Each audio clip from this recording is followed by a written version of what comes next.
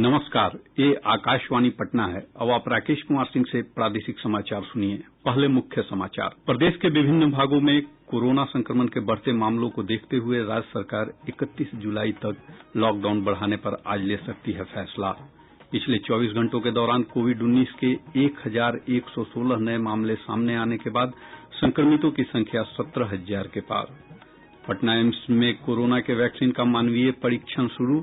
लोगों के शरीर पर वैक्सीन के प्रभाव का अध्ययन करने के लिए डॉक्टरों की टीम गठित। और नेपाल से निकलने वाली नदियों के जलग्रहण क्षेत्र में लगातार हो रही भारी बारिश के कारण बागमती, कमला बलान, महानंदा समेत कई नदियों में उफान के बाद सीतामढ़ी, दरभंगा, सहरसा समेत अनेक जिले बाढ़ की चपेट में। अब समाचार विस्तार से। प्रदेश के विभिन्न भागों में कोरोना संक्रमण के बढ़ते मामलों को देखते हुए राज्य सरकार 31 जुलाई तक लॉकडाउन बढ़ाने पर आज फैसला ले सकती है।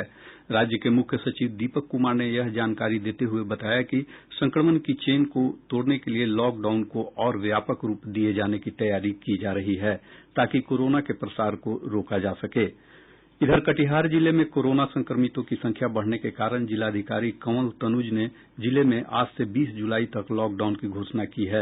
वहीं शिवहर में आज से 6 दिन तक लॉकडाउन प्रभावी रहेगी।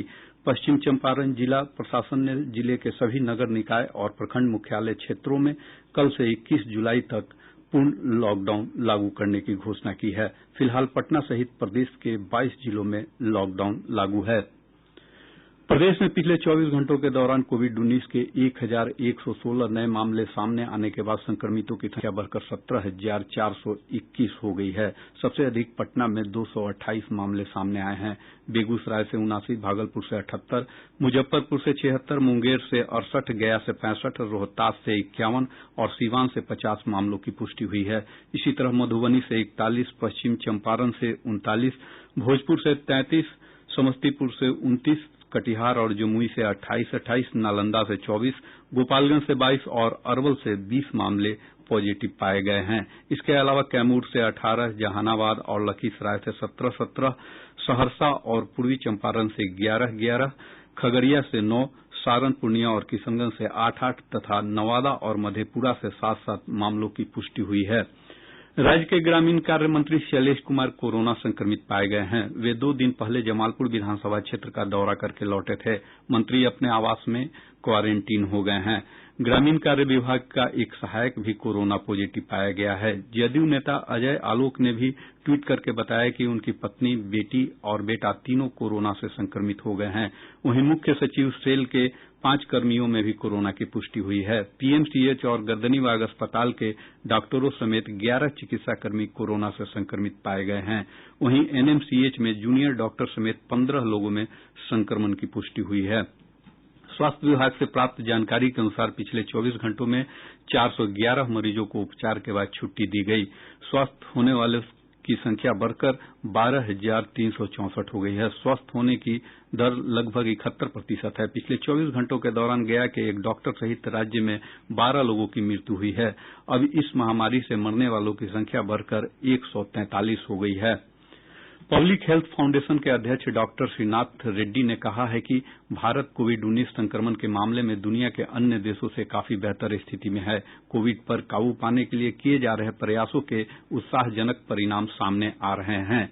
अब तक जो नतीजे निकले हैं उससे पता चलता है कि ये वायरस का प्रभाव को रोकने में हम काफी कामयाबी हासिल कर चुके हैं दूसरे देशों के मुकाबले में। आज का हालात जो है उसमें कोई संशय नहीं है कि हमारा हालात दूसरे देशों के मुकाबले में बेहतर है इस वायरस को डट के मुकाबला देने में। चिकित्सकों का कहना है कि कोविड-19 महामारी के प्रसार को रोकने के लिए खांसते छींकते समय एहतियात बरतने की जरूरत है। लोकनायक जयप्रकाश अस्पताल के डॉक्टर नरेश गुप्ता ने लोगों को स्वच्छता बनाए रखने तथा उचित सुरक्षित दूरी के मानकों का पालन करने को कहा है।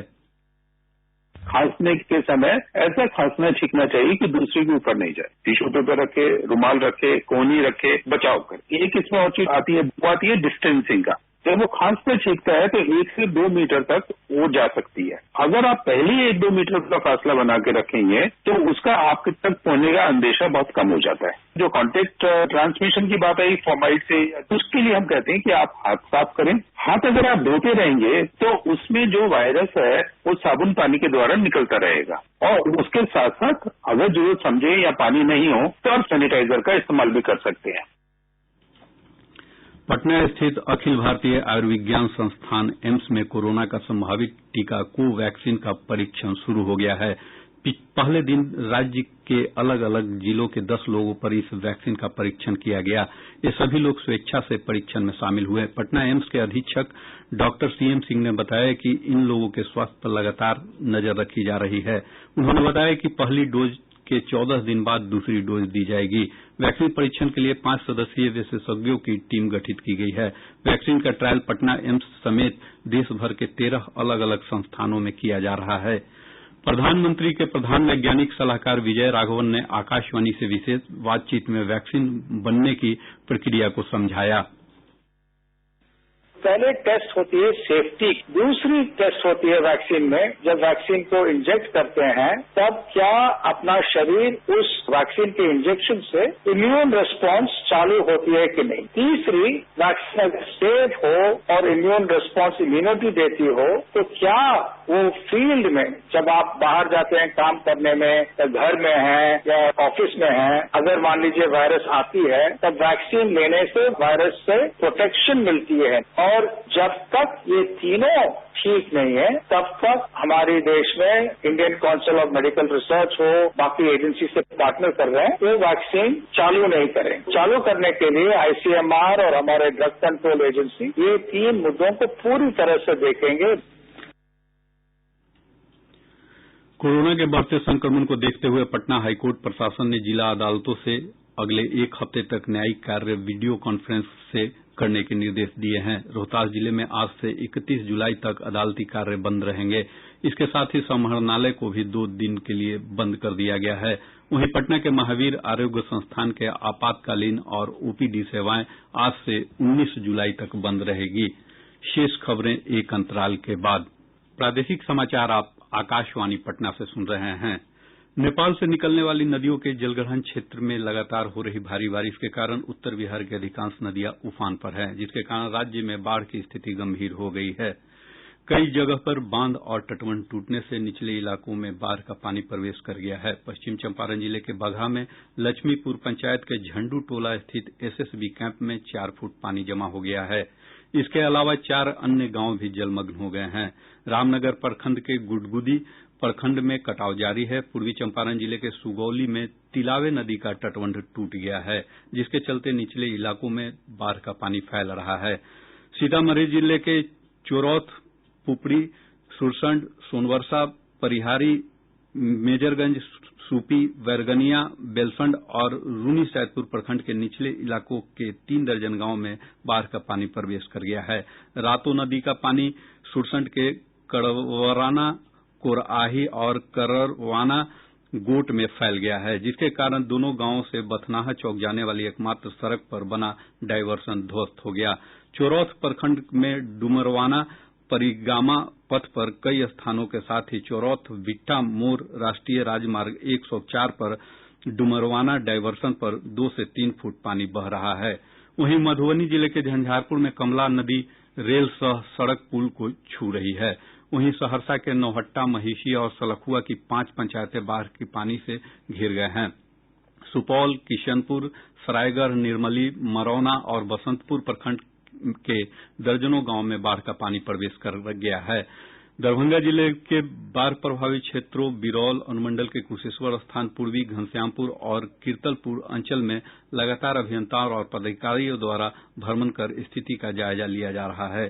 कुशेश्वर स्थान पूर्वी में बाढ़ प्रभावितों के लिए सामुदायिक रसोई की शुरुआत की गई है। इन क्षेत्रों में आवागमन के लिए निःशुल्क सरकारी नाव की व्यवस्था भी की गई है। मुजफ्फरपुर में बागमती नदी में उफान से औराई, कटरा, गायघाट, साहेबगंज और पारू के 4 दर्जन से अधिक गांव बाढ़ की चपेट में आ गए हैं। शिवहर में बागमती नदी के बेलवा घाट पर टूटे सुरक्षा तटबंध की मरम्मत का कार्य शुरू कर दिया गया है। नेपाल के जलग्रहण क्षेत्रों में हो रही लगातार बारिश के कारण राज्य के कई नदियां खतरे के निशान से ऊपर बह रही हैं। कमला बलान, बागमती, लालबकैया, महानंदा और घाघरा नदियां खतरे के निशान से ऊपर बह रही हैं। वहीं कई छोटी नदियां भी उफान पर हैं। कोसी का डिस्चार्ज थोड़ा घटा है, लेकिन गंडक का डिस्चार्ज बढ़ गया है।